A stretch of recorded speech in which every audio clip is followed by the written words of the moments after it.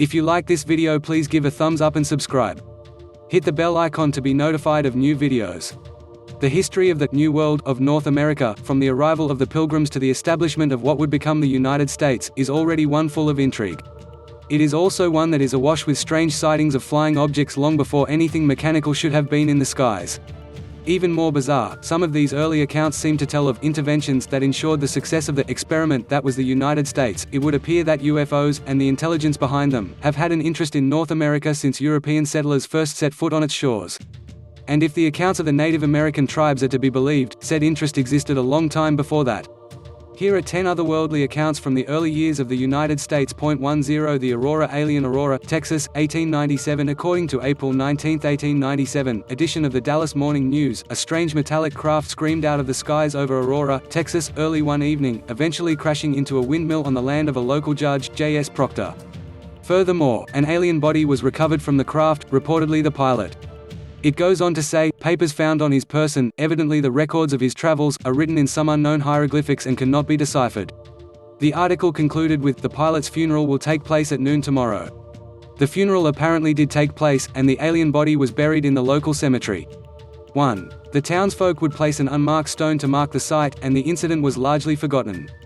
That was until the 1970s when journalist Bill Case took an interest in the account. The case would claim to have found the grave in the Aurora Cemetery and even conducted basic tests which indicated a small coffin below. As he was in the process of applying for rights to exhume the grave, the stone marker mysteriously disappeared, as did the contents once hidden below it. Case believed this was the government removing the evidence of the alien body, an opinion he didn't hold back on voicing. 9 Joseph Smith and the Angel, Moroni, New York, 1823. One evening in New York in September 1823, 17-year-old Joseph Smith was awoken by what he would later describe as an angel dressed in clothes that were a brilliant white. According to this mysterious visitor, who called himself Moroni, it was his mission to direct Smith to a location where he could retrieve sacred golden plates upon which were historical writings from long ago. Smith did as the visitor requested, and if the story is to be believed, he did indeed recover these sacred golden plates and set about translating them. It would take him 15 years to do so, and the writings would go on to form the basis and ideology of the Mormon religion. Conveniently or not, the plates were taken back by Moroni once the translation was complete. Whereas there is obviously serious doubt as to whether the account even happened, some believe Moroni to be not an angel but an extraterrestrial being. 2. They point to claims he apparently made of being a former inhabitant of the Americas long ago, which coincide with many ancient astronaut claims of an intelligent civilization present in the United States thousands of years ago. The descriptions of Moroni's appearance being a brilliant white also matches other descriptions of alleged contact with alien beings. 8 The storm that saved Washington, 1814. In 1814, after battling for 2 years, the American soldiers were looking rather decisively beaten at the hands of the British in the War of 1812. They could only look on in despair as British soldiers began to set fires in Washington, D.C., which soon spread, thanks in part to the particularly hot, dry August weather, as even the White House went up in flames. However, a sudden and drastic change in the weather brought grey clouds and an absolute lashing of rain. So heavy was the downpour that the flames were soon extinguished. Even more bizarre was the sudden formation of a tornado, which was said to head straight for the British on Capitol Hill. Those who didn't retreat were killed in the freak weather incident, which was also seen as a crucial turning point in the conflict. Tornadoes are rare in Washington, D.C. Some people, retrospectively, claim the incident to be the work of an intelligent force, which leaves it to be one of either divine or alien interference. 7 Washington's visitations at Valley Forge, 1777. If the above incident wasn't strange enough, then the one that George Washington apparently recounted to Anthony Sherman certainly was. According to Sherman, who was present at Valley Forge during the fighting with the British, Washington informed him of green-skinned warriors who would visit him during the night.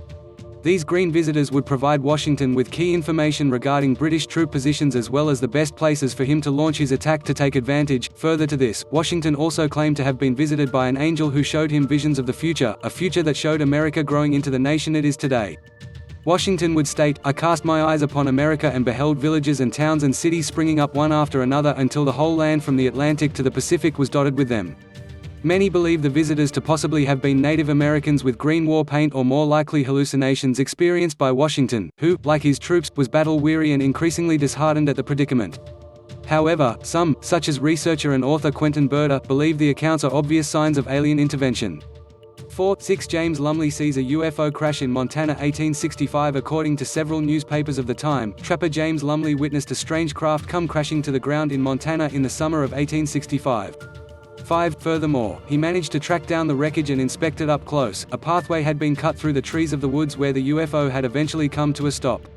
After Lumley found the object, he would claim that it felt like stone to the touch and that it had broken into several large pieces. He would also describe what looked like broken glass around the area as well as a dark liquid, presumably from inside the craft. Perhaps even more bizarre are Lumley's claims that when he looked closely at some parts of the craft, he could see symbols that looked like hieroglyphics on the side of them.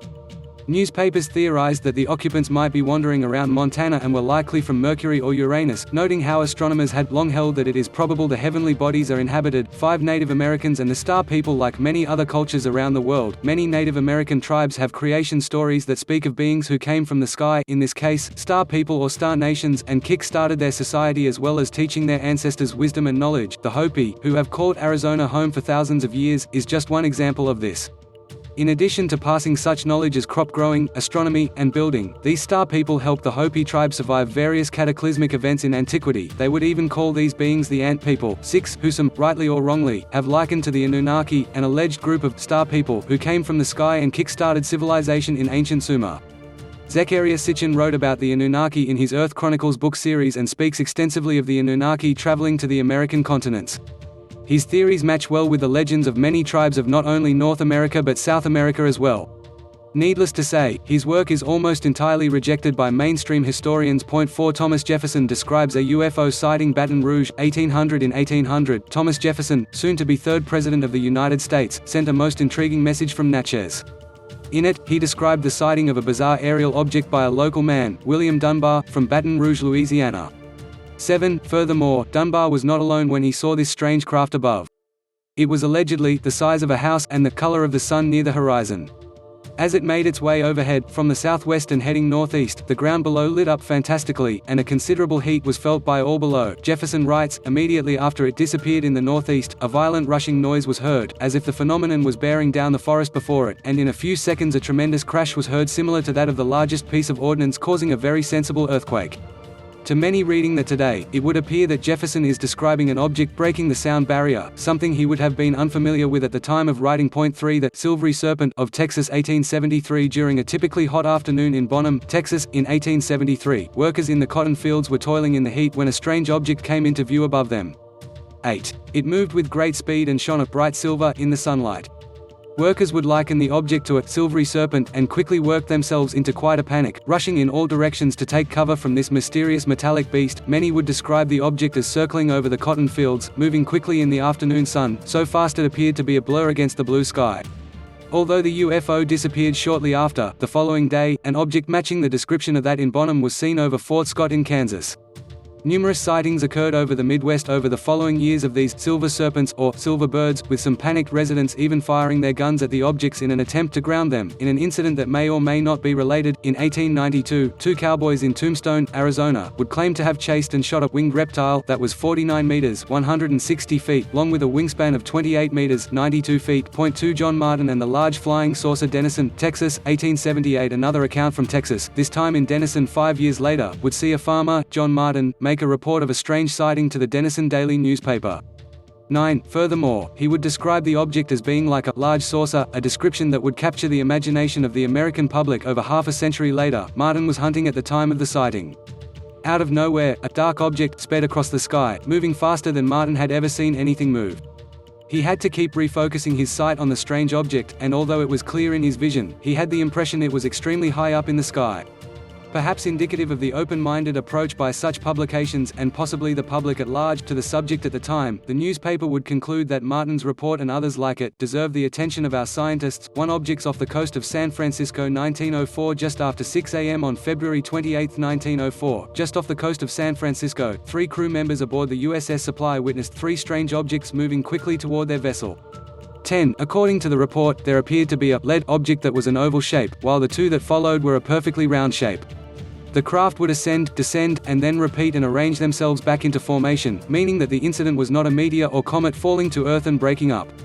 The objects then ascended continually, remaining in sight for nearly 2 minutes before finally disappearing from view. Over 3 years later, in July 1907, on the other side of the United States in Vermont, came an extremely similar sighting. A torpedo-shaped object moved across the sky at a considerable pace before a round, silver craft appeared to follow it. Read about more unexplained events in the sky from the olden days on 10 fascinating early UFO sightings and 10 UFO sightings that predate the 1900s.